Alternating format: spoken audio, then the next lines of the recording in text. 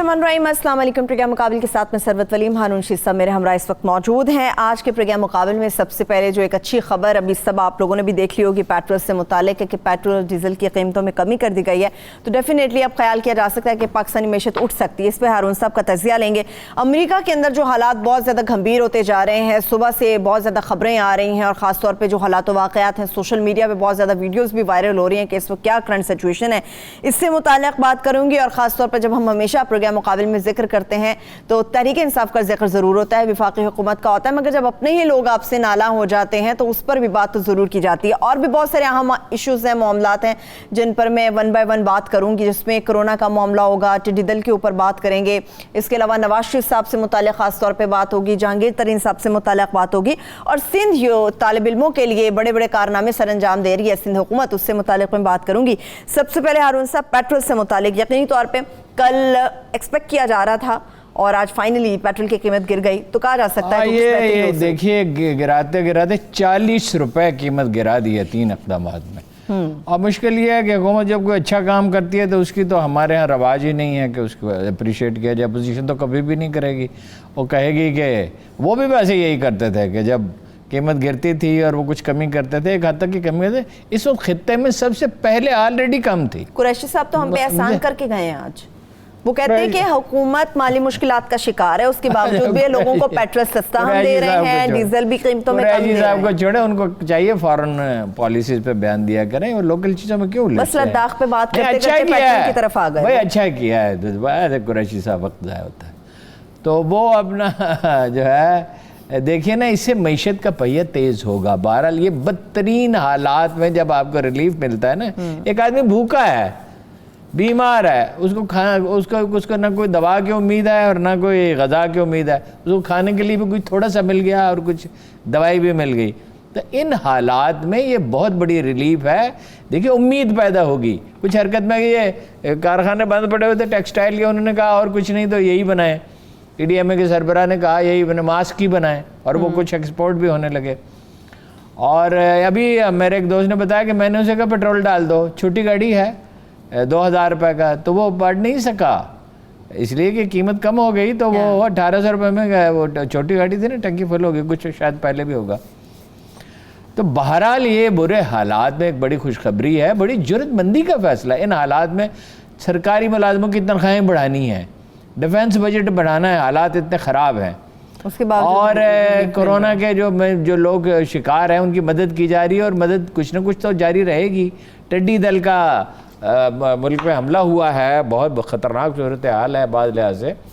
इसमें कीमत कम करना एक जुर्रतमंदाना इक़दाम है और इसकी तारीफ़ करनी चाहिए। ठीक है, चलिए इसकी तो तारीफ़ करनी चाहिए, लोगों को भी बड़ी अल्लाह ताला बड़ा मेहरबान है, हमारे लिए ज़िंदगी के रास्ते कुशादा कर रहा है। इंशाअल्लाह ताला मज़ीद भी खुलते चले जाएंगे और बेहतरी आती चली जाएगी।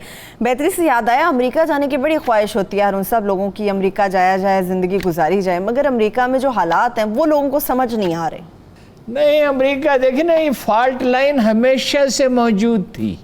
यानी खाना जंगी जो 1861 से शुरू हुई और 5-6 साल जारी रही, वो क्या थी? अमेरिकी नफ्सियात को समझना चाहिए। हम आज के अमेरिका को देखते हैं, उसकी जगह किसी कौम की आदतें एक दिन में नहीं बनती हैं, सदियों में उसका मिजाज ढलता है। बिल्कुल ठीक है।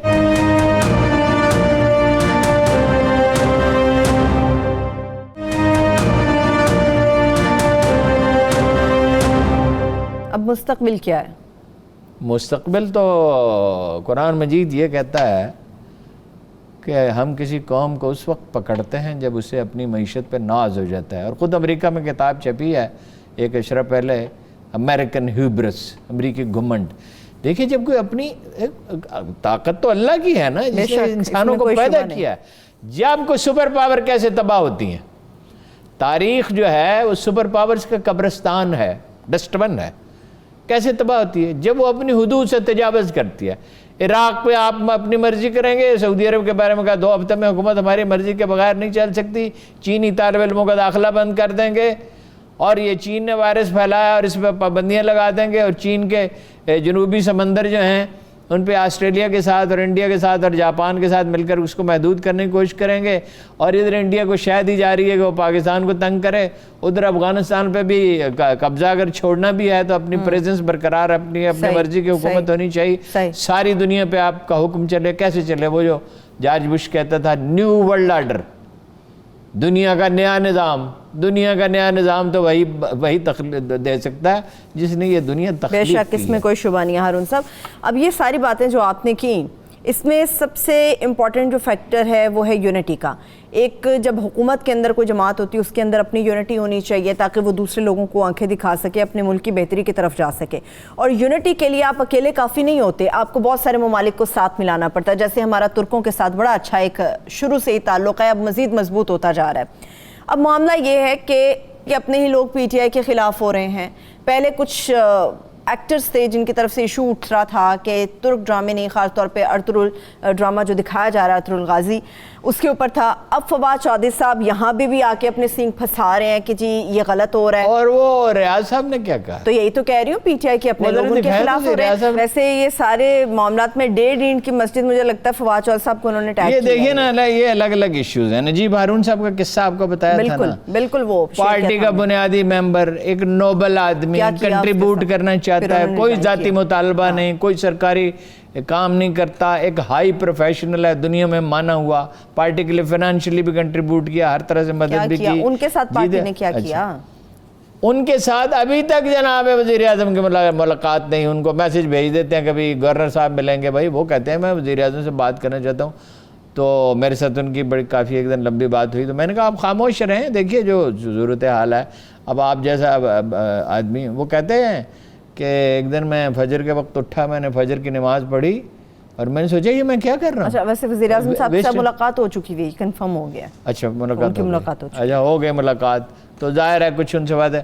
اب ملک ریاض بھی یہی کہہ رہے ہیں، اور ایک بات انہوں نے بڑی امپورٹنٹ کہی ہے، اس کو ہمارے جرنلسٹ بہت کم اور پولیٹیکل سائنٹسٹ نوٹ کرتے ہیں، پیپلز پارٹی ایک برادری تھی، لوگ ایک دوسرے سے ملتے جلتے تھے، فیملی کی طرح تھے۔ برادری تھی، فیملی تھی، جو چاہیں اس طرح آپ استعمال کر لیں۔ یہاں تو وہ کہتا ہے کوئی پوچھتا ہی نہیں ہے، کوئی وزیر، یہ کہیں کی اینٹ کہیں کا روڑا، بھانمتی نے کنبا جوڑا، کوئی پوچھتا ہی نہیں، اور وہ کہہ رہا ہے کہ بھائی بات تو سنو، کوئی بات تو کرے، کوئی ملے تو صحیح۔ وزیر اعظم صاحب تو ملتے نہیں ہیں، پریشر ہوتا ہے تو کس وقت ملتے ہیں، اس میں بھی مطلب یہ کہ اس کے بعد وہ بھول جاتے ہیں۔ لیکن جو بات اس نے کہی فواد نے، وہ بہت خطرناک، وہ خطرناک کیسے؟ بریک سے واپس آ کے بات کرتے ہیں اس کے اوپر، جو فواد چودھری صاحب نے یہاں بھی اپنے سینگ پھنسا لی ہیں، اس سے متعلق بریک سے واپس آ کے بات کروں گی، مگر اس کے ساتھ ساتھ بڑا ہی امپورٹنٹ اور سینسیٹیو ایشو ہے مزارات سے متعلق، کہ کس طرح سے بے حرمتی ہو رہی ہے اور کس طرح سے ایک دوسرے پر الزامات کی بوچھاڑ کی جا رہی ہے، پاک ہستیوں کی کیسے مزارات کی بے حرمتی ہو رہی ہے، اس سے متعلق میں بات کروں گی۔ ایک بریک سے واپس آ کے ہمارے ساتھ رہیے۔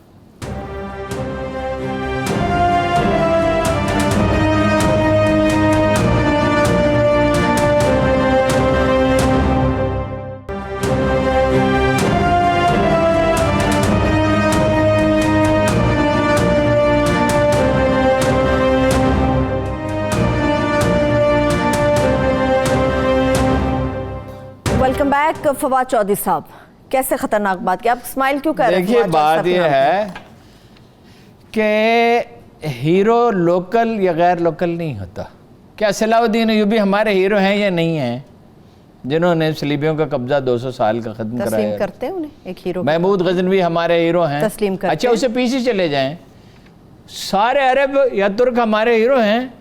رسول اللہ صلی اللہ علیہ وسلم نے کہا تھا جس نے فتح کیا قسطنطنیہ کا وہ سارا لشکر جنت میں جائے گا، اور ہر صحابی، ہر بادشاہ یہ خواب دیکھتا تھا، اصحاب کرام خاص، جناب ایوب انصاری جناب رسول اللہ کے مامون کا مزار وہاں ہے، دیوار کے ساتھ، شہر کی دیوار کے ساتھ ان کا مزار وہاں ہے۔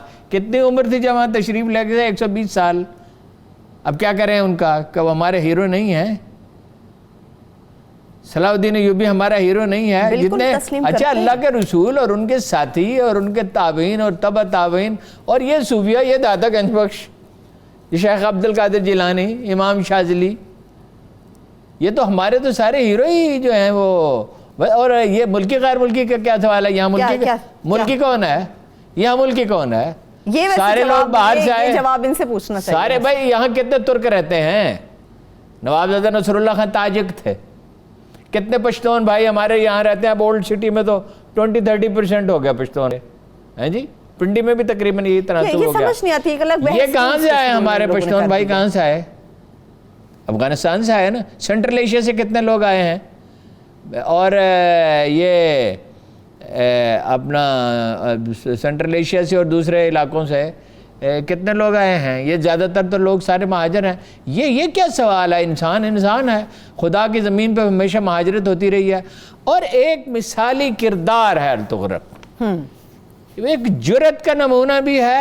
دیکھیے جب وہ بدترین حالت میں تھا تو اس نے جا کے صلیبیوں کے شہر کے پاس جا کے اپنے قبیلے کو متمکن کیا جب اس کے خلاف سازشیں اپنے عروج پر تھیں.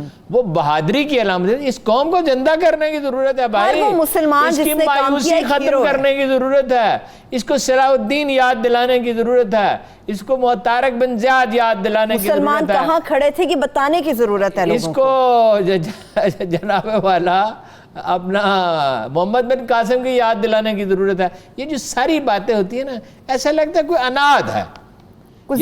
اچھا ان سے انہیں چاہیے غریب آل ذرا ایک گاؤں ہے وہاں تشریف لے جائیں, وہاں ایک برادری نے 1,500-2 ہزار ووٹ دلائے تھے ان کے حلقے میں, ان سے پوچھیں کہ ان کا کیا خیال ہے.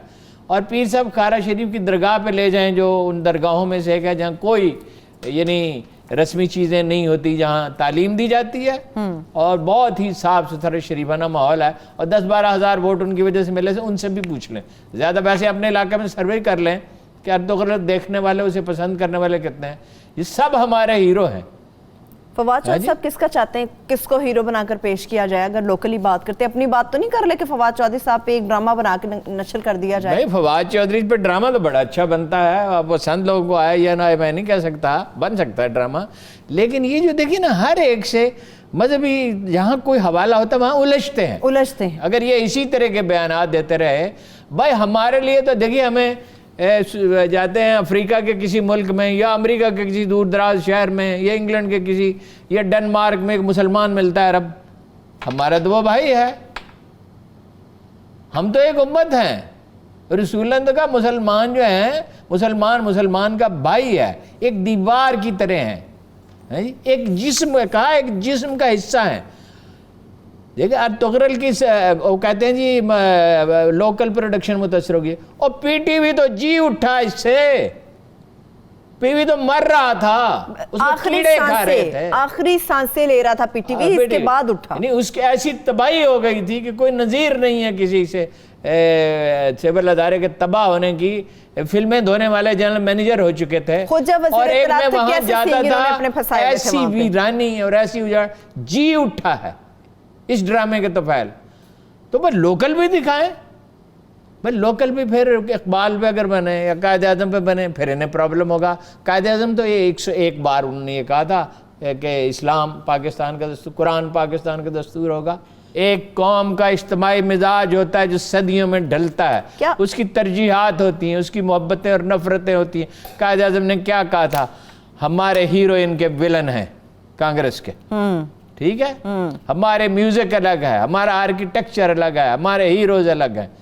یہی لوگ تھے نا, یہی لوگ تھے. جب یہاں مسلمان خطرے میں تھے ان کو بچانے کے لیے کون آیا تھا؟ ادھر محمد بن قاسم آیا تھا, ادھر محمود غزنوی آیا تھا. تو ہماری قوم تو وہ ہے. ہمارے تو رہنما اور رہبر جو ہیں وہ علی بن عثمان حجویری داتا گنج بخش رحمۃ اللہ علیہ ہیں. فواد چودھری صاحب آپ کہہ رہے ہیں بڑے مہنگے پڑیں گے عمران خان صاحب. معین الدین چشتی نے کہا تھا کہ جس کا کوئی مرشد نہیں, اس کا مرشد یہ کتاب ہے ان کی لکھی, اس میں کوئی شک نہیں ہے. جو شخص اس کتاب کو سمجھ لے وہ بہت سے جو اس کی زندگی کے اہم ترین سوالات ہیں ان کے جواب مل جائیں گے. یہ کیا مذاق ہے. اور یہ راجہ ریاض صاحب کو دیکھیں, بھئی آپ کو اختلاف ہے, آپ ان کو خط لکھیں, بات کریں. عجیب پارٹی ہے, ہر وقت ایک دوسرے سے لڑتے رہتے, کام کس وقت کریں گے؟ سب میٹنگ کرتے ہیں تو راجہ صاحب بھی تھوڑا سا ٹائم لے کے چلے جائیں نا, پہنچ جائیں ان کے پاس. چلے جائیں, اور وزیر اعظم صاحب بھی ان کو بلائیں تھے, اور اس کو خاص طور پر فواد صاحب کو تو بلائیں. بھائی فواد صاحب یہ کیا, فواد صاحب کی میٹنگ ایک ہو چکی ہوئی ہے, یہ سخت بیانات کے بعد ایک میٹنگ ہو چکی ہے, مگر ان کو کوئی روکنے والا نہیں ہے. یا پھر وہ مزے لے رہے ہیں عمران خان صاحب, نہرو کی طرح بانسری بھی جا رہے ہیں کہ لڑتے رہے پارٹی والے آپس میں. میں انجوائے کرتا ہوں, میں تو اپنا کنٹروورشل نہیں ہوں. ٹھیک ہے، کنٹروورشل کی آپ نے بات کی ہے، آپ نے میں تو وہ کنٹروورشل نہیں ہے. آپ نے امت کی بھی بات کی ہارون صاحب. بڑی تکلیف دہ اس وقت صورتحال ہے، اس سے پہلے بھی ہو چکی ہے کہ کس طرح سے مزارات کی بے حرمتی ہو رہی، تذلیل ہو رہی. جب ہم ایک تھے، جس طرح سے اس ڈرامہ سے آپ نے کہا مسلمان کیا تھے، ہم کہاں پر آ کر کھڑے ہو گئے، کس پستی میں ہم لوگ جا گرے ہیں. مزارات کی بے حرمتی ہوتی ہے، ہم لوگ ٹکڑوں میں ہیں، ابھی بھی ٹکڑوں میں ہیں ہم لوگ. سب سے زیادہ تکلیف دہ پہلے دیکھیے، ایک تو جناب عمر بن عبدالعزیز کی شخصیت ایسی ہے، میں سارا دن اس پہ سوچتا رہا. مجھے ایک خاص انس ان سے ہمیشہ رہا ہے، میں نے ان کے بارے میں کافی پڑھا ہے اور گھنٹوں میں الحمدللہ ان کے بارے میں بات کر سکتا ہوں. وہ ایک نادر روزگار ہستی ہیں تاریخ کی، سوائے انبیاء اور ان کے ساتھیوں کے کبھی تاریخ نے ایسا آدمی نہیں دیکھا. انہیں دیکھ کر ایک جملہ یاد آتا ہے ایک درویش کا کہ خدا کو کسی لشکر کی ضرورت نہیں ہوتی، ایک سچا آدمی چاہیے ہوتا، پورا سچا اور کرا، وہی کافی. ٹھیک ہے. اور ان کی زندگی کیا تھی؟ وہ شہزادے تھے، پیدا ہوئے تو وہ ایک رئیس تھے، یعنی انہیں تحفے میں پیدائش کے بعد جاگیریں ملیں اور کہا جاتا جس گلی سے گزرتے تھے وہ گلی مہک اٹھتی تھی. چھپ چھپ کے لوگ انہیں دیکھ ان کی وجاہت پہ نثار ہوتے تھے. 70 اونٹوں پہ سامان لاد کے لے گئے تھے جب وہ مدینہ گئے تھے. اور کیا وہ یعنی اب وہ واقعات یاد آتے ہیں، عجیب کیفیت گزرتی ہے. جس دن امیر بنے مسلمانوں کے، اس دن اپنی ساری جاگیر کی تمام جو اب آپ اس کے لیے لفظ رجسٹری استعمال کو جو ڈاکومنٹس تھے وہ کینچی سے کاٹ کے پھینک دیے اور اس کے بعد کہا کہ بنو امیہ کی ساری جاگیریں میں منسوخ کرتا ہوں، یہ مسلمانوں کا مال ہے. ان کو واپس اس کے بعد حکم دیا کہ نو مسلموں سے جزیہ نہیں لیا جائے گا. وہ زیادہ ٹیکس جمع کرنے کے لیے جو لوگ اعلان کر دو کہتے ہم نہیں مانتے تمہارا اسلام، تو مسلمان ہو چاہے جزیہ دو. کہا یہ کہنے کے بعد یہ کہا کہ میں تھوڑی دیر آرام کر لوں. ساری رات سلیمان کی بن عبد الملک کی تدفین کے لیے جاگتا رہا ہوں.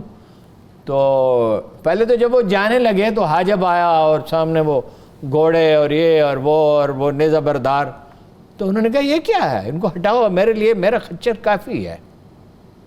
اپنی ساری جائیداد سے دستبردار ہوئے، بنو امیہ کی ساری جاگیریں ختم کی وہاں سے. اور یہ ہر وقت اہل علم کے ساتھ مشورہ کرتے تھے. رات کو دیر تک، جس وقت تہجد کے لیے جاگنے والا آدمی رات کو اٹھنے والا آدمی رات کو دیر تک جاگتا تھا. کسی نے کہا امیر المومنین جس طرح آپ معافی پہ معافی دیتے چلے جا رہے ہیں خزانہ تو خالی ہو جائے گا. جلال بہت تھا طبیعت میں لیکن قابو میں رکھتے تھے. ادنا لفظ ان کی زبان سے کبھی نکلا نہیں عمر بھر. ان کی شائستگی ضرب المثل تھی. کہا میں یہی چاہتا ہوں، میں یہ چاہتا ہوں کہ خزانہ خالی ہو جائے اور میں اس میں جھاڑو دے دوں. مطلب یہ مال لو عام لوگوں کے لیے ہے. اور اتنا جمع ہوا، ٹیکس اتنا جمع ہوا کہ جناب عمر فاروق اعظم کے برابر 10 کروڑ سونے کی اشرفیاں ٹیکس جمع ہوا. اور کہا انشاءاللہ اگلے برس وہ اس سے بڑھ جائے گا. لیکن خیر وہ شہید کر دیے گئے، زہر دے دیے گئے انہیں، کیونکہ ان کی تاب شاہی خاندان تو نہیں لا سکتا تھا. ایک ایسے آدمی کی قبر. اچھا اس میں افسوسناک پہلو بہت ہے کہ اس کو فرقہ وارانہ رنگ دیا جا رہا ہے. بالکل. حالانکہ وہ سبھی کے لیے محترم ہے، سبھی کے لیے محترم ہے. انہوں نے تو مدینہ تشریف لے گئے اور جو خاندان رسول کے جو لوگ تھے، ان کی صاحبزادیاں اور جو بھی لوگ تھے، ان کے ہاں خود حاضر ہوئے. حکمران کی طرح کسی کو بلایا نہیں، ان کے گھروں پہ عاجزی سے ان کے سامنے جھکے. ہر ایک سے پوچھا میں کیا کر سکتا ہوں. ان کے وظائف جاری کیے. اور ایک آدمی نے ان کے سامنے یزید کو امیر المومنین کہا تو اسے کوڑے لگوائے. میں نہیں سمجھتا کہ کسی فرقے ہمارے مسلمان فرقے کا کام ہے. گروہوں میں بانٹ کے اس بات کو یہ جو سازش کرنے والے ہیں، نہیں یہ اسرائیل ہو سکتا ہے. اور اس میں بہت سے دردناک پہلو ہیں، میں چھیڑنا نہیں چاہتا جس سے کوئی خرابی پیدا ہو. بھائی خدا کے بندو، نوبت اب یہاں تک آ گئی ہے جی، اور بڑا ہی کلک اس پہ ہوا ہے. اور افسوسناک یہ ہے کہ ایک مکتب اسکول آف تھاٹ دوسرے کو ذمہ دار قرار دے رہا ہے. نہیں ہے بھائی، ایسا کیوں؟ نہیں مسلمان، یہ اپنا اندر جو تعصبات اور نفرتیں چھپی ہوئی ہیں غور کرنے. مسلمانوں کا مزاج یہ ہو گیا، غور کرنے کی مہلت نہیں. کون چاہے گا؟ یہ اسرائیل چاہے گا. یہ ممکن ہے کوئی خارجی چاہتا ہو کہ مسلمان آپس میں لڑ مرے؟ اس لیے کو مسلمان خارجی اسی لیے کہا جاتا ہے نا. اچھا ہارون صاحب، فرقوں کو کچھ ممالک کے ساتھ بھی منسلک کیا جاتا ہے، ان ممالک کے اندر کیا رجحانات ہیں؟ نہیں دیکھیے جس ہمارے پڑوسی ملک کا نام لیا جاتا ہے انہوں نے بار بار وضاحت کی ہے کہ ہمارے لیے تو وہ بڑی محترم شخصیت ہے اور پوری اس مکتب فکر کی تاریخ میں کبھی ان کے خلاف کبھی کچھ نہیں کہا گیا. دیکھیے بھائی جو بحثیں ہیں نا، ایک تو یہ ہے کہ مسلمان ماضی میں پھنسے رہتے ہیں. جناب ابو طالب کے نظریات یہ تھے، جناب ابو طالب کی ترجیحات یہ تھی. ارے بھائی جو بھی تھے وہ تو اللہ کے پاس ہیں. اس بحث سے رگیں تمہاری پھولتی ہیں، علم تمہیں ہے نہیں، ماضی میں پھنسے رہتے ہیں. اور اس میں ایرانیوں کا بھی مزاج جو ہے وہ تلخی کا ہے اور عربوں کا بھی تلخی کا ہے. انہیں بھی اپنی قومی عظمت پہ ناز ہے، انہیں بھی قومی عظمت پہ ناز ہے. لیکن خدا کے رسول نے تو یہ نہیں کہا تھا. خدا کے رسول نے کہا تھا تم سب آدم کی اولاد اور آدم مٹی سے بنے تھے اور جہالت کے سب زمانے میرے قدموں تلے پامال ہے. اور کسی کالے کو گورے کو اور گورے کو کالے پر کوئی فضیلت نہیں ہے. کسی اجمی کو عربی پر، عربی کو اجمی پر کوئی فضیلت نہیں ہے مگر تقویٰ سے، صاف ستھری زندگی سے، پازیٹیو تھنکنگ سے، انسانوں کی مدد کرنے سے، خیانت اور جھوٹ سے بچنے کے. تو اس لیے بڑا المناک واقعہ ہے اور اس کو فرقہ واریت کا ذریعہ نہ بنایا جائے. میں نہیں سمجھتا کوئی فرقہ اس کا. ٹھیک ہے، اور خدا کے لیے اس چیز سے اوائڈ کیا جائے، یہ سبھی کے لیے محترم ہے. وہ ایک اتنی بڑی ہستی ہیں، میں بالکل سوچ سمجھ کے کہہ رہا ہوں، مگر ان کے بعد تاریخ نے جو عظیم ترین حکمران جنا ہے، اس نے کہا تھا کیسر روم نے ان کی موت پہ، حکمران نہیں، بادشاہ نہیں، وہ ایک راہب تھا. دنیا اس کے قدموں میں ڈھیر کر دی گئی مگر اس نے آنکھ اٹھا کر بھی نہ دیکھا. اور اس کو فرقہ واریت کا رنگ نہیں دینا چاہیے. بڑے افسوس کی بات. آگے بڑھتے ہیں ہارون صاحب، اور بھی کچھ اہم معاملات ہیں جن کے اوپر بات کرنا ضروری ہے، جیسے ٹڈی دل جس کے اوپر ہم نے بات کی تھی. ایک مرتبہ پھر سے اس کے اوپر بات کریں گے، کرونا کے حوالے سے بات کریں گے. ڈاکٹر ظفر مرزا صاحب تو آج آئے تھے، کیسز تو بڑی شدید، مطلب بہت ہی خطرناک حد تک بڑھ گئے ہیں. ماسک بھی لازمی ہو گیا، مگر آپ کچھ اچھی خبریں شیئر کرنے والے ہمارے ساتھ. دیکھیے میں نے نا وہ کچھ نوٹس ہیں تو ممکن ہے میں حافظے میں اس طرح سے غلطی ہو جائے. میں نے بات کی جناب افضل صاحب سے، پی ڈی ایم کے جو سربراہ، 1300 خریدے ہیں جی وینٹیلیٹر. اچھا اسے وہ کیا اس کو کہتے ہیں میکرونین جو چھڑکاؤ کرنے والے 83 وہ خریدے ہیں. 85 ایف اے او نے دیے ہیں. 200 لوکل بن رہے ہیں اور انہوں نے جو ادارہ بنا رہا ہے اس سے کہا کہ اگر آپ ٹھیک بنا دیں تو میں 1500 اور آپ سے بنوا لوں گا. اور وہ کہتے ہیں ہم بالکل کانشے سے 6 جہاز بھی خریدے ہیں اور 3 جہاز جو ہیں ان کے پائلٹ ٹرینڈ ہو رہے ہیں، ایک کرائے پہ لیا ہے. اور انہوں نے کہا ہم کانشیس ہیں ایران سے مزید ٹڈی دل آ سکتا ہے، اس کے لیے تیاری کر رہے ہیں. اب یہ جائے گا، انہوں نے کہا اب یہ ڈیرہ غازی خان کوہ سلیمان کے درمیان جو صحرائی علاقہ اس میں جائے گا، یہ تھر میں جائے گا اور یہ جائے گا چولستان میں. اور اس میں 3 ہفتے ہمارے پاس ہوں گے چھڑکاؤ کرنے کے لیے. لاکھوں ایکڑ زمین پہ ہم نے چھڑکاؤ کیا گیا. خطرناک مہینے ہوں گے. اب وہ یہ بھی کہہ رہے ہیں کہ پرابلم ہے، آبادیاں ان آرگنائزڈ ہیں. جہاں فصلیں کھڑی ہیں وہاں زمیندار جو ہیں وہ رزسٹ کرتے ہیں کہ جی فصلوں پہ زہریلا چھڑکاؤ ہوگا. حالانکہ انہوں نے کہا کہ انٹرنیشنل ایکسپرٹ سے ہم نے پوچھا تو ہم نے کہا، انہوں نے کہا خاص نقصان نہیں ہوگا، ادروائز تو فصلیں چٹ کر جائے گی.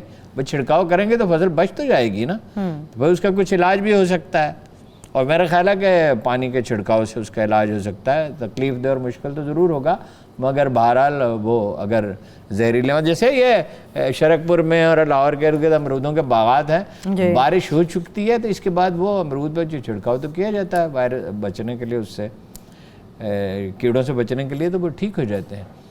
تو وہ اس میں وہ کہہ رہے ہیں پرابلم آ رہا ہے. آبادیاں غیر منظم، کہیں جوہڑ میں ہو جائے، جانور وہاں پانی پیتے ہیں، جانوروں پہ ہو جائے تو جانوروں کا نقصان ہو جائے. لیکن وہ کہتے ہیں کہ یہ انشاءاللہ اس کو فائٹ کریں گے پوری طرح سے، کانشیس ہیں، اس کے لیے پلاننگ کر رہے ہیں. کتنے مثبت نتائج کے لیے پر امید ہے؟ وہ کہتے ہیں نقصان تو ہوگا، اس لیے کوشش ہے کہ کم سے کم ہو. پھر دوسرے انہوں نے کہا کہ میں نے کہا آپ کو کوارڈینیشن کرنی چاہیے تھی جو ہماری سمجھ میں آتا ہے انڈیا سے، قطر سے، ایران سے، افریقی ممالک سے. انہوں نے کہا سب سے بات کر رہے ہیں، سارک کے سارے ممالک سے بات کر رہے ہیں، 15 روزہ میٹنگز کر رہے ہیں، کمیونیکیشن جاری ہے. اور جہاں اس پہ بھی کام ہو رہا ہے کہ افریقہ میں جہاں سے اس کی آغاز ہوتا ہے وہیں اس کو تباہ کیا جائے. تو وہ پر امید تھے کہ انشاءاللہ، نقصان تو انہوں نے کہا ہوگا मगर कोशिश है कि कम से कम नुकसान हो। इसको कम से कम करने के लिए वो ऑप्टिमिस्ट है। मैंने उन्हें ये कहा कि मीडिया से आपको ताबन, उन्होंने कहा बाज़ औक़ात इन्फॉर्मेशन ऐसी छप जाती है जो दुरुस्त नहीं होती। तो मैंने कहा वो एक मसला है ना, मीडिया के साथ एक मगायरत का रवैया सरकारी अदारों का, उनका तो नहीं है। खैर वो तो ही वॉज वेरी पॉजिटिव, और उन्होंने कहा मैं हर अखबार नवीस के लिए मेरा दरवाज़ा खुला है, मैं बहुत वेलकम करूँगा, मैं हर वक्त हर प्रोग्राम में। आज तो उन्होंने कहीं जाना था, वरना मैं उनसे रिक्वेस्ट करता, उन्होंने कहा मैं कहीं जा रहा हूँ 12 बजे आऊँगा। फिर मैंने कहा ही नहीं, मेरा इरादा था उनसे कहूँगा कि वो आ जाएं प्रोग्राम में कुछ गाइड कर दें। ठीक है, चलिए अभी ब्रेक की तरफ बढ़ें। जब ब्रेक से वापस आएंगे यहीं से आगे बढ़ेंगे। जिस तरह से मैंने बात की थी कि मियां नवाज शरीफ साहब के ऊपर बात होगी, जहांगीर तरीन साहब से मुताल्लिक़ बात होगी, और ख़ास तौर पे सिंध में तालीम को लेकर जो परेशान कुन फैसले, तारीख़ी परेशान कुन फैसले किए जा रहे हैं, उस पर मुताल्लिक़ बात करूँगी। हमारे साथ रहिए।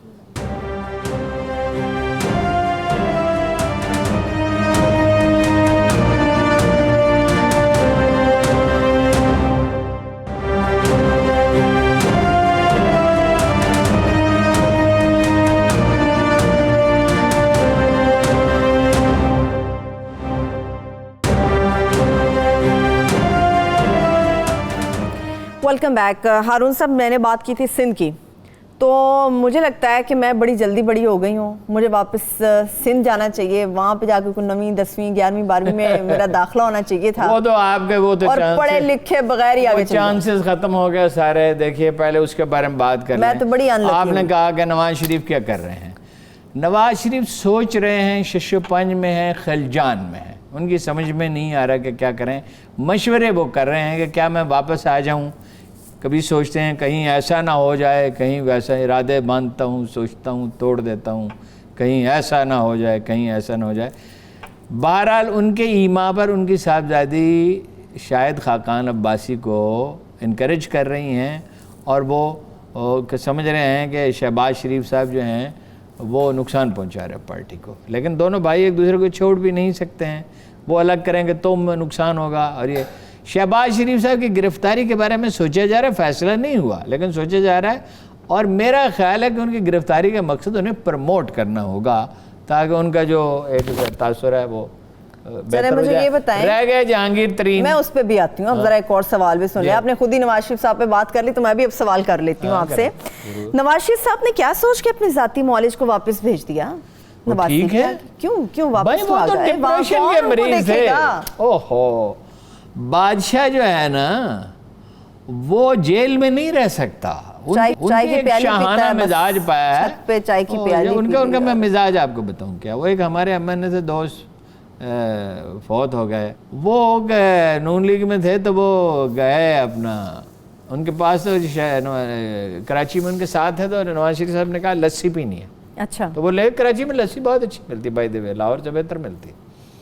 मैं डिसएग्री हूँ नहीं, वो आप तो लाहौर वाले तो लाहौर वालों को तो दूसरी कोई जगह कराची में कुछ अरसा गुजरा पसंद आती नहीं है। तो वो ले गए, तो वो हलवाई की दुकान पे वो जो कुंडे थे उन्होंने एक एक बगैर जायजे के लिए, ये ठीक है, ये कुंडे का दही निकाल के लस्सी बनाई जाए, ये इस तरह का खाना सुबह, इस तरह का खाना। हमजा का भी यही मसला है वहाँ पे, 3 टिफिन कैरियर और एक बड़ी टोकरी, और उसमें खाने की बड़ी कमजोरी है। फिर जेल में रहना आप तसव्वुर कर सकते हैं, और वो सादा सा खाना वहाँ। तो असल में वो जब डिप्रेशन होता है ना, मर्ज में ज़हनी दबाव पड़ता है तो मर्ज बढ़ जाता है। वहाँ गए वो ठीक हो गए, क्या चाय की प्यालियां नोश, बाकी कुछ मुबालगा भी किया होगा। खैर एक आदमी अब घर में पड़ा रहता है तो घर में पड़े रहना, तो यहाँ घर में आके पड़े रहे, कौन घर में यहाँ कौन पड़ा रहने, यहाँ से तो जेल जाएंगे। चले जहांगीर तरीन साहब बताएं वो क्या सोच रहे हैं, क्या करने वाले हैं? देखिए जहांगीर तरीन साहब ये कहते हैं कि मुझे अब कोई दिलचस्पी सियासत में नहीं, मैंने अपनी ज़िंदगी का एक अशरा ज़ाया कर दिया, और वसाइल का वैसे पैसों का नाम नहीं लिया उन्होंने कि भाई मैंने रुपया भी अपना ज़ाया किया।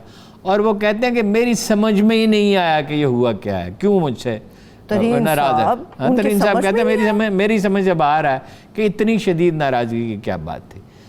लेकिन मैंने कहा, उन्होंने कुछ नहीं, वो इस पे कोई बात नहीं करना चाहते, कोई एक लफ्ज़ भी नहीं कहना चाहते। वो चाहते हैं नहीं टालने क्या बात है, किसी से भी कोई बात नहीं कर रहे, मुझे टालने क्या बात है, किसी से भी कोई बात नहीं कर रहे, بلکہ ایک صاحب نے مجھے بتایا کہ انہوں نے ایک آدھ آدمی کا جو نام لیا تھا کسی انٹرویو میں، تو بعد میں انہوں نے کہا وہ دانا آدمی ہیں کہ وہ بھی میں ذکر نہ کرتا اگر تو بہتر تھا، تو مناسب تھا۔ لیکن جب وقت آئے گا، راجہ ریاض صاحب کیا سگنل لے رہے ہیں؟ مجھے تو لگ رہا ہے وقت آن پہنچا، جب وقت آئے گا، وقت آن نہیں پہنچا۔ وقت دیکھیے، جب تک کرونا ہے، جب تک اپوزیشن یہ ٹی ٹیز کے قصے میں پھنسی ہوئی ہے، ایک بات میں آپ کو بتا دوں، چرواہا کوئی نہیں، ساری بھیڑیں ہیں، کہیں نہ کہیں تو خطرہ ہے۔ میرے فکرے پہ ذرا غور فرمائیں، کوئی چرواہا نہیں ہے، سب بھیڑیں ہیں۔ کسی کو راستہ معلوم نہیں ہے، نہ اسٹیبلشمنٹ کو، نہ عمران خان صاحب کو، نہ نواز شریف صاحب کو، نہ زرداری صاحب کو، نہ بلاول کو، نہ شہباز کو، باتیں ہی باتیں ہیں۔ کسی کو پاکستان ایک ایسی جگہ پہ آ گیا ہے کہ جب تک یا تو سارے لوگ اکٹھے ہو کے ایک لائحہ عمل طے کریں جس کی صلاحیت مجھے ان کے اندر نظر نہیں آتی، ورنہ کسی دن کوئی واقعہ ہوگا۔ قدرت کے اپنے منصوبے ہیں جنہیں بعض اوقات ہم بالکل نہیں سمجھ سکتے۔ جب یہ میں بات کہتا ہوں کہ ہر چیز، کوئی پکارو کہ ایک عمر ہونے آئی ہے، فلک کو قافلہ صبح شام ٹھہرا، سٹیل میٹ ہو گیا، چیزیں رک گئی ہیں ایک جگہ پہ اور رک سکتی نہیں ہیں۔ ثبات ایک تغیر کو ہے زمانے میں، وقت ایک جگہ ٹھہرتا نہیں ہے۔ تو کسی کی سمجھ میں کچھ نہیں آ رہا۔ جہانگیر ترین تو خیر ان کا اتنا بڑا وسیع عریض کاروبار ہے، اور ابھی ٹڈی دل کا اپنے کھیتوں میں وہ لگے ہوئے مقابلہ کرنے کے لیے، اور اپنی شوگر ملز ہیں اور دوسرے کاروبار ہیں انہیں سنبھالنے میں لگے ہوئے ہیں۔ جن لوگوں کا کام یہ ہے انہیں کہاں کوئی سجائی دے رہا ہے؟ کہیں تو خطرہ ہے ہارون صاحب، جو پی ٹی آئی بھی خود کو مضبوط کر رہی ہے، آپ ہی نے اس خبر کو نہیں مضبوط تو اس لیے کر رہے ہیں نا کہ انہیں اندیشہ ہے جہانگیر ترین سے۔ ویسے میں بالکل دیکھیے باڈی لینگویج سے بھی اندازہ ہوتا ہے، میرا نہیں خیال جہانگیر ترین اس وقت، جہانگیر ترین کوئی نادان آدمی ہے اس وقت، کوئی موو کریں گے، بالکل نہیں کریں گے۔ اور چودھریوں نے بھی یہ فورس ہی کر کے کہ ہمارے خلاف کارروائی نہ کی جائے، حفاظتی اقدام کیا ہے، اس وقت کچھ نہیں کریں گے۔ چلیے ٹھیک ہے، آگے بڑھتے ہیں۔ ہارون صاحب، یہ سندھ جو فیصلے کر رہا ہے تعلیم سے متعلق، آپ اپریشیٹ کر رہے ہیں اس کو؟ بچے تو ویسے بڑے خوش ہیں، لڈیاں ڈال رہے ہیں کہ جی اگلی جماعتوں میں ہم لوگ پرموٹ ہو گئے، مگر ہم کیسے قوم کے معمار پیدا کر رہے ہیں؟ مجھے تو یہ یاد ہے کہ اگر کسی دن بارش کی وجہ سے چھٹی ہو جاتی تھی یا آدھی چھٹی ساری ہو جاتی تھی تو اتنی خوشی ہوتی تھی کہ کوئی خوشی اس کا بدل نہیں ہو سکتی۔ اور کجا یہ ہے کہ امتحان ہی نہ دینا پڑے، جان پہ بنی ہوتی ہے طالب علم کی، جان پہ بنی ہوتی ہے کہ فیل ہوں گا تو کیا ہوگا۔ اور اندیشہ تو اچھے بھلے جس نے تیاری کی ہوتی ہے وہ بھی اندیشے تو پالتا ہے نا بچہ، وسوسہ تو بچوں میں وسوسہ بہت ہوتا ہے بچوں میں اپنی تعلیم کو۔ وہ ایک دن میں پروفیسر احمد رفیق اختر صاحب کے پاس بیٹھا تھا، جن کے بارے میں کہا جاتا ہے کہ کوئی ان جیسا صاحب کش بزرگ اس وقت دنیا میں شاید نہیں ہوگا، اور لاکھوں لوگ جن کی خدمت میں حاضر ہوتے ہیں، عام آدمی بھی، پڑھے لکھے بھی، کسان بھی، تاجر بھی، اور بڑے بڑے افسران کرام بھی، اور جج بھی، اور انٹلیکچوئل بھی۔ تو وہ ان کے پاس بیٹھا ہوا تھا، ایک لڑکا جا رہا تھا، کہنے لگا یہ لڈو ہے۔ پروفیسر صاحب نے کہا اب لڈو مجھ سے پوچھے گا کہ میں پاس ہوں گا کہ نہیں ہوں گا، اور واقعی ایسا ہوا۔ اس نے کہا سر جی میں پاس ہو جاؤں گا، انہوں نے کہا ہاں آپ پاس ہو جائیں۔ طالب علم کی جان پہ بنی ہوتی ہے۔ اب سندھ خدا کے بندو، امتحان لینا کیا پرابلم ہے؟ انہیں تو پرابلم لگ رہا ہے بھائی، کیا پرابلم؟ مثلا سو کیا امتحان میں تو بچے بیٹھتے ہی فاصلے پر ہیں۔ امتحان میں کوئی کلاس روم تھوڑی ہوتا ہے کہ ایک بینچ پہ 3 بچے بیٹھ گئے، یا 3 کرسیاں ایک قطار میں تو 3 بچے، وہ تو ایک ڈیسک اور دوسرے کے درمیان فاصلہ ہوتا ہے 3-4 فٹ کا۔ سید غنی صاحب، اور اگر وہ میری بات سنیے، اگر وہ ماسک لگا لیں، اب تو ماسک بھی سستے ہو گئے، مجھے جنرل صاحب نے بتایا کہ جو 2500 روپے تک جس کی قیمت پہنچی تھی کہ 95 کی، اب وہ 260 روپے میں وہ ملے گا۔ زبردست، ٹھیک ہے۔ اور 64 ڈالر میں جو لباس مل رہا تھا، باہر سے منگوانا پڑ رہا تھا، وہ یہاں سے 1600 روپے میں ملے گا۔ دیکھیے وہ ماسک پہنے بچے، اور ملک کی دولت کس لیے ہوتی ہے؟ نئی نسلوں سے زیادہ کیا ضروری، نئی نسلوں سے زیادہ کیا چیزیں ہیں؟ ملک کے مستقبل سے زیادہ ان کو فری دینے پڑیں ماسک، ہیں کسی سے کہیں کوئی نہ کوئی دے دے گا۔ وہ کراچی میں تو ایک ایسا آدمی ہے جو 1.5 لاکھ آدمیوں کو روزانہ کھانا کھلاتا ہے، یہاں بھی ٹورنٹن مارکیٹ میں بھی، یہاں بھی۔ یہ تو پھر سعید غنی صاحب اچھا یہ اگر یہ کہیں ان سے بزنس مین سے، وہ ان کو فری ماسک دے دیں گے اور کوئی چیز چاہیے ہوگی فری پانی بھی دے دیں گے بچوں کے لیے۔ وہ تو ہوتا ہی فاصلے پہ ہے اسٹوڈنٹ، تھوڑا سا فاصلہ اور بڑھا دیں، 2 شفٹوں میں امتحان لے لیں، کچھ بچے 9 سے 1 بجے تک لے لیں، کچھ بچے جو ہیں وہ دوپہر کے بعد لے لیں، ٹھیک ہے؟ تو یہ تو بغیر امتحان کے جو بچہ جائے گا تو اس کی تو مینٹل گروتھ رک جائے گی، وہیں رک جائے گی۔ اچھا پھر دوسری بات یہ دیکھیے، ایک بڑے لیجنڈ فوجی افسر ہو گزرے ہیں، بریگیڈیئر رفیق ان کا نام تھا، شیخ مجیب الرحمان کو گرفتار کرنے کے لیے انہیں بھیجا گیا تھا، حالانکہ وہ اس وقت ایجوکیشن کور میں جا چکے تھے۔ کوئی بھی مشکل چیز ہوتی تھی تو ان سے مشورہ کیا جاتا تھا، حالانکہ وہ بریگیڈیئر پرنسپل رہے وہ ملٹری کالج جہلم کے، اور جب وہ پرنسپل تھے تو کہا جاتا تھا کہ یہ دنیا کا سب سے بہترین ملٹری کالج۔ ان کے صاحبزادے بیچمنٹ جنرل کینی کے کرنل ریاض، وہ ایک چھوٹی سی چیز پہ ریجیکٹ کر دیے گئے۔ تو لوگوں نے کہا بریگیڈیئر صاحب آپ کے تو سب شاگرد ہیں، اگر اشارہ ہی کر دیں تو چلا جائے گا، پاس ہو جائے گا۔ انہوں نے کہا کیا تم یہ چاہتے ہو کہ میرا بیٹا عمر بھر کے لیے ذہنی طور پر اپاہج ہو جائے؟ اکلوتا بیٹا، کتنے اکلوتا بیٹا کتنا عزیز ہوتا ہے، کتنا عزیز ہوتا ہے۔ وہ پاس ہو گیا، ویسے نیکسٹ اٹیمپٹ میں وہ پاس ہو گیا اور فوج میں بھرتی ہو گیا۔ تو یہ آپ جب کیا دنیا میں 12 جاپان میں 10 12 گھنٹے بچوں کو پڑھایا جاتا ہے، سعودی عرب میں ایون تعلیمی کی حالت بہت بہتر ہے، لندن کے ہاسٹلوں میں ہیٹر نہیں ہوتے، مری سے زیادہ ہائٹ ہے لندن کے اکثر شہروں کی، سردیوں میں ہیٹر نہیں ہوتا۔ اور ایسی سخت پڑھائی ہے، جن بچوں سے ہمارا رابطہ رہتا ہے، ایسی سخت پڑھائی ہے، اتنا دباؤ ہوتا ہے جس کی بات نہیں، اس لیے وہاں سے وہ بڑا سائنسدان اٹھتا ہے، بڑا ایڈمنسٹریٹر اٹھتا ہے، بڑا عالم سکال۔ ہم کیوں نہیں وہ لوگ پیدا کرتے؟ یہ تو ایک اتنے یہ بھیڑیں ہیں، بھیڑیں، اس قدر غیر ذمہ دار لوگ ہیں۔ ایک تو کرپشن کی کوئی حد نہیں ہے، ظلم کی کوئی حد نہیں ہے، پولیس کو استعمال کرتے ہیں۔ اب یہ بچے ایک ویسے ہی 1 لاکھ ٹیچر وزیر تعلیم نے کہا تھا ہمارے ایسے ہیں جو خود لکھ پڑھ نہیں سکتے۔ یہ سندھ کے وزیر تعلیم جی سعید غنی صاحب؟ نہیں، ان سے پہلے جو تھا، اچھا، جو خود لکھ پڑھ نہیں سکتے۔ پھر بہت سے ٹیچر ایسے ہیں جو آتے ہی نہیں ہیں۔ جب عمران خان نے حکومت سنبھالی تھی پختونخوا کی تو یہی صورتحال تھی، ٹیچر آتے ہی نہیں تھے، تنخواہیں لیتے تھے۔ یہ تو معاشرہ نچلی سطح تک اس قدر بگڑ چکا ہے، اور اس میں آپ مزید بگاڑ اگر آپ پیدا کریں گے تو پھر کیا ہوتا ہے؟ پانی اگر چلتا نہیں رہے گا تو جوہر بنے گا۔ بالکل ایسا ہی ہے۔ اور پھر پنجاب بہت خطرناک بات ہے یہ۔ پنجاب میں اس میں مجھے اپریشیٹ کرنے دیں ہارون صاحب، پنجاب نے بڑے اچھے اس وقت انیشیٹو لیے ہیں۔ MBBS اور BDS کے جو ضمنی امتحانات ہوں گے، سینٹرز کو ڈس انفیکٹ کیا گیا ہے، سینیٹائزرز لازمی ہے، ماسک آپ پہن کر آئیں گے وہ بھی لازمی ہے۔ جب پنجاب یہ اقدامات کر سکتا ہے تو پھر سندھ کیوں نہیں کر سکتا؟ سندھ کے وسائل نسبتاً زیادہ ہیں، اور سندھ کے پاس اگر وسائل نہیں ہیں، میں نام لینا اچھا نہیں، میں نام لے کر انہیں بتا سکتا ہوں فلاں فلاں صاحب کے پاس چلے جائیں، وہ اسٹوڈنٹس کے لیے امتحان کے لیے پیسوں کو بندوبست۔ چلیے ٹھیک ہے، بہت شکریہ ہارون صاحب، وقت بالکل ختم ہو چکا ہے۔ آپ تمام دیکھنے والوں کا بے حد شکریہ، مجھے اجازت دیجیے، اللہ حافظ۔